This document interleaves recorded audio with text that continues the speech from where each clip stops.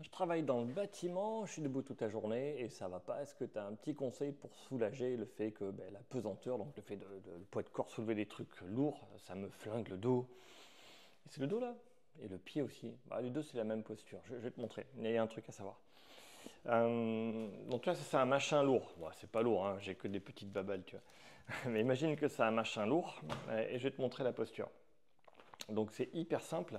Si tu le portes contre ton ventre, tu vois, tu vas finir penché en avant. Et c'est normal. Et tu auras très très mal. Moi, ce que je fais, tu vois, c'est j'ai les deux mains en dessous, une en dessous qui tient et une ici là qui plaque contre moi. Je vais essayer de ne pas flinguer le micro, mais tu vois, je suis au-dessus du ventre. En étant au-dessus du ventre, là sur mon thorax, en le plaquant contre moi, je peux creuser mon dos. Tu vois. La différence, c'est que quand je le mets en bas ici, je vais finir comme ça. Et là, je vais avoir très mal sous le pied, si c'est mes mollets qui compensent ma posture. Dans les fessiers, en sciatique, si c'est mes muscles des fesses, ici, là, qui compensent ma posture. Et sinon, ce sera au dos, si c'est mes muscles du dos qui compensent ma posture. Donc, c'est une même position. Là, je soulève ici, là, comme ça. Je soulève, je prends en dessous. Et là, j'amène contre moi en plaquant. Donc, je suis au-dessus de mon nombril. Hein. Et l'idée, c'est que dès que je suis en dessous de mon nombril, au niveau de la ceinture, j'aurai un problème. Et mon problème va dépendre de quel muscle va compenser ma posture et essayer de me garder droit. Alors que si je suis au-dessus du nombril, plaqué contre moi, mon dos va se creuser, tu vois. Et là, ça va bien se passer. Alors, truc con, hein, ça marche aussi quand tu as un petit bébé. Hein. Si tu as ton petit bébé, tu le portes toujours en bas, tu vois, comme ça là, ça va pas bien se passer. Il faut le porter en haut. Quand tu le portes en haut, tu vas pouvoir creuser ton dos et ça va aller mieux. C'est exactement le même truc, tu vois. C'est le même machin. Je vais te montrer comment on soulève un truc lourd pour l'amener dans la bonne position sans se flinguer. Hop là, je pousse les trucs, je recadre un peu, comme ça. Je prends ça. Ça, c'est léger, hein, c'est facile. Mais tu vois, quand tu es ici et que je veux ramasser quelque chose, que ça fonctionne bien, je vais devoir me mettre ici. Alors, je te montre l'idéal. Hein. Attention, c'est pas fonctionnel. Hein. Quand tout va bien, que tu n'as pas mal au dos, tu arraches tout, tu t'en fiches. Hein. C'est quand tu as mal au dos, il faut faire attention. Quand tu te sens faible. Là, je vais soulever le côté, ici en appuyant, mettre une main dessous, une main là, et là, je vais lever. Je vais lever, et après, je me lève.